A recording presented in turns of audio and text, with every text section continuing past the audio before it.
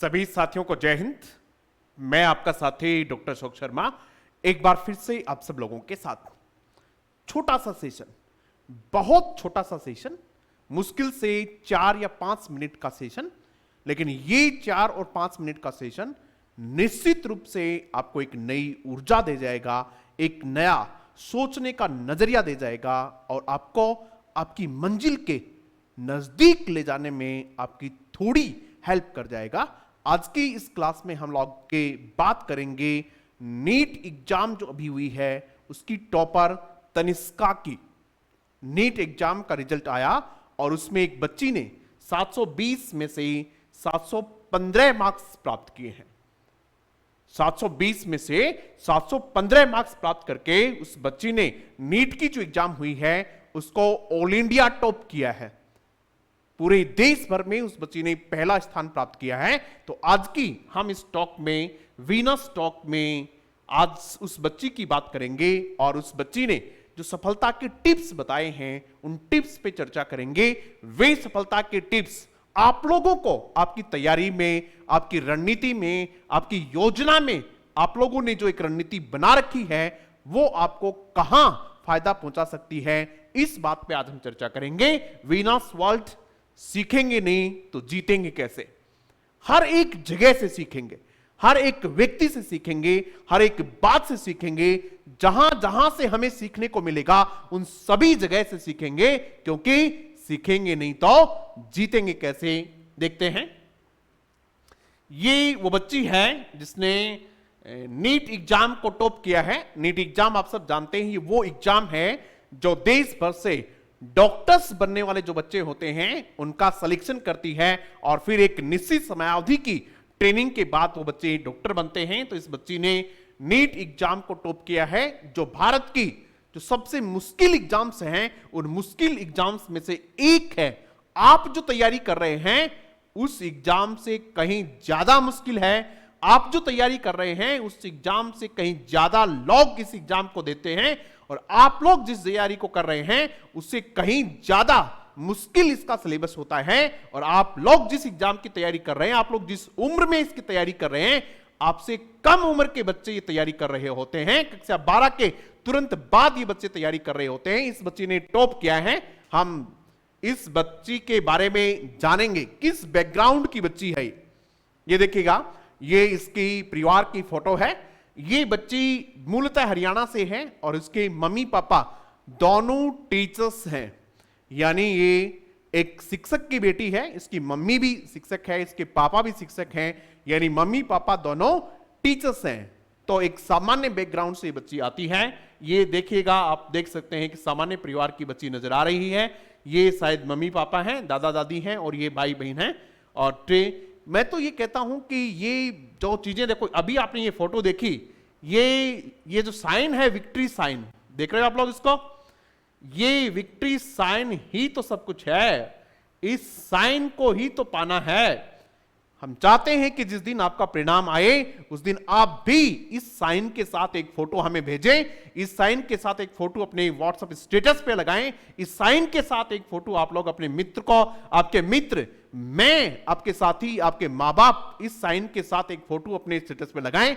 उस दिन हमारी जीत होगी। जिस प्रकार से आज इस बच्ची का ये विक्ट्री साइन हम देख रहे हैं, बहुत ही प्रेरणा वाली फोटो है ये। और अब हम क्या सीख सकते हैं इससे?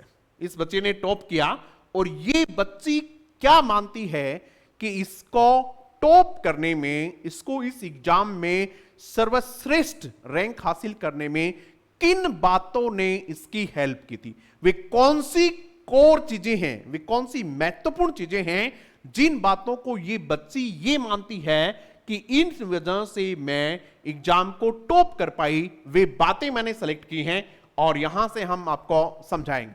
नीट टॉपर्स टिप्स अंतिम समय में नहीं, बहुत शानदार बात है, ध्यान दीजिएगा, अंतिम समय में नहीं, पहले दिन से तैयारी करें। मेरे बहुत सारे प्यारे विद्यार्थी, मेरे बहुत सारे छोटे भाई बहन क्या करते हैं, जब एग्जाम बहुत नजदीक आ जाती है तब उनको लगता है कि अब मैं बहुत ज्यादा समय देके तैयारी करूंगा। उनको लगता है कि अब मेरे पास जितना समय है इस समय को मैं बहुत लंबा चौड़ा खिसका दूंगा। रबर नहीं होता है बेटा ये कि आप इसको फैला देंगे। इट्स नॉट लाइक रबर, ये रबर नहीं होता है। समय जितना होता है उतना ही होता है, इसलिए समय रहते अपनी तैयारी करें। अंतिम समय में, परीक्षा के बहुत नजदीक समय में आप हड़बड़ा जाते हैं, आप अपना मानसिक जो संतुलन है वो ठीक नहीं रख पाते हैं, बैलेंस्ड नहीं रख पाते हैं, ये पढ़ें वो पढ़ें ये पढ़ें, और अनावश्यक तनाव में आ जाते हैं, अनावश्यक डिप्रेशन के शिकार हो जाते हैं। इसलिए पहले ही दिन से समय रहते, अभी फर्स्ट ग्रेड वालों बच्चों के लिए कम समय है, लेकिन रीट मेंस की तैयारी कर रहे बच्चों के लिए, सेकंड ग्रेड की तैयारी कर रहे बच्चों के लिए अभी पर्याप्त समय है। उनके पास अभी पर्याप्त समय है। यदि वो आज भी 10 से 12 घंटे की स्टडी अपनी ठीक ढंग से करते हैं तो उनको किसी प्रकार की कोई दिक्कत नहीं आएगी। ऐसा ये टॉपर कर रही है। क्या कहा देखो उसने, तनिष्का ने अपनी सफलता का रहस्य बताते हुए कहा कि नीट की तैयारी के दौरान कभी टेस्ट में मार्क्स कम आए तो पेरेंट्स मोटिवेट करते थे। बच्चे ने बताया कि टेस्ट जब होते थे तो मार्क्स कम आते थे तो पेरेंट्स मोटिवेट करते थे। मैं भी यही कर रहा हूं आप लोगों को। जहां जहां से मुझे लगता है कि मेरा बेटा बेटी, मेरा छोटा भाई बहन मोटिवेट हो सकता है, मैं जहां से मोटिवेट होता हूं वहां से चीजें निकाल के लाता हूं और आप लोगों के सामने रख देता हूं। आप लोग टेस्ट देते हैं, कम मार्क्स आते हैं तो डरने की कोई जरूरत नहीं है। जहां गलती हुई उस गलती को रिपीट नहीं करना। मानो आपने टेस्ट सीरीज ज्वाइन की हुई, आप टेस्ट देते हैं और एक टेस्ट में आपके मार्क्स कम आए तो अच्छा हुआ कि वो गलती आपने कहां कर ली, एग्जाम से पहले ही कर ली। अब उस गलती को दोहराना नहीं। ऐसा नहीं कि टेस्ट में वही गलती इसमें की और वही एग्जाम में आ गया, वही गलती वहां कर रहे हो। नहीं, अपनी गलतियों को मिनिमाइज कीजिएगा, धीरे धीरे गलतियों को कम करते ले जाइएगा। गलतियां आपकी रिपीट नहीं होनी चाहिए।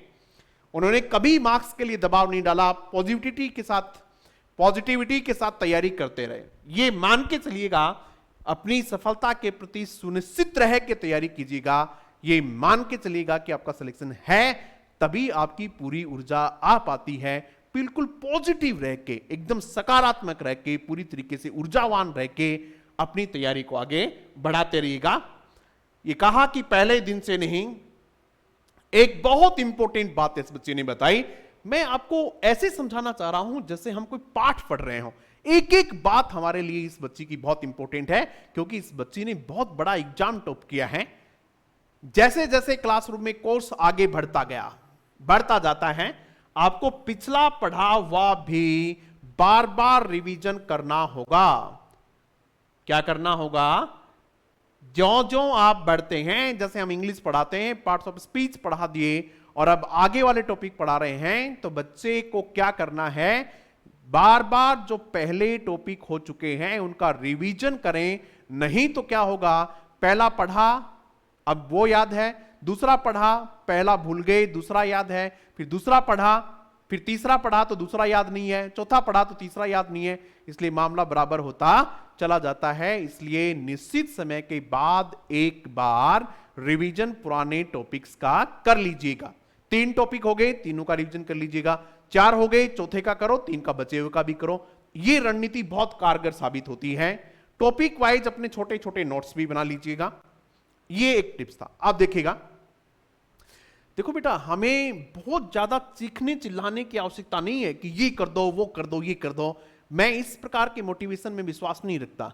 मैं जो फैक्ट्स होते हैं, जो चीजें सीखनी होती है, उन सीखने वाली चीजों को पकड़ लीजिएगा। उन सीखने वाली चीजें जो हैं उनको अपने अंदर ढाल लीजिएगा। उन एक एक बात को बहुत गहराई से समझ लीजिएगा और अपने अंदर उसको उतार लीजिएगा। यही मोटिवेशन है बस। बाकी तो सिर्फ एक्साइटमेंट होता है। बाकी क्या होता है? एक्साइटमेंट होता है। यानी वो तो एक बार आप एक्साइट हो जाते हैं थोड़ी देर के लिए, और थोड़ी देर एक्साइट होने के बाद जो ही वो एक्साइटमेंट कम होता है, बस फिर वैसे के वैसे ही। लेकिन ये बातें आपको हमेशा रखनी है।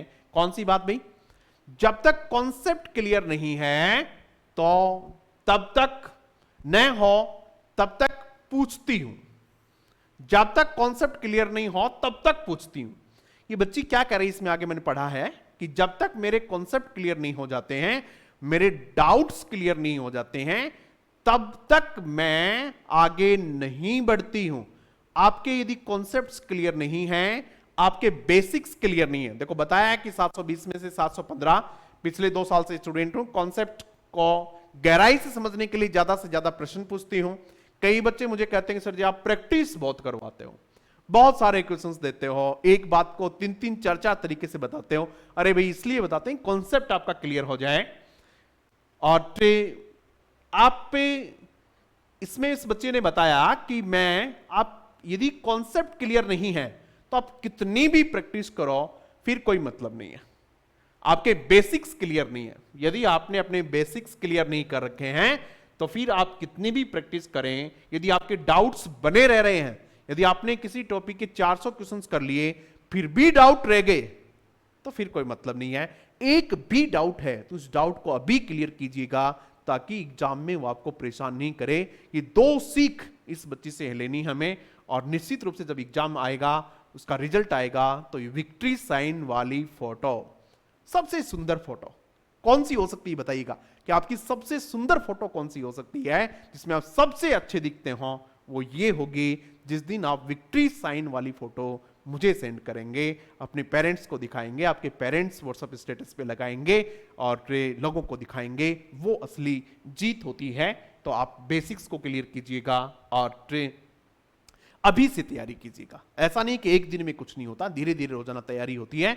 और आशा करता हूं कि आप निश्चित रूप से बहुत कुछ सीखेंगे इस बच्चे से। Thank you very much.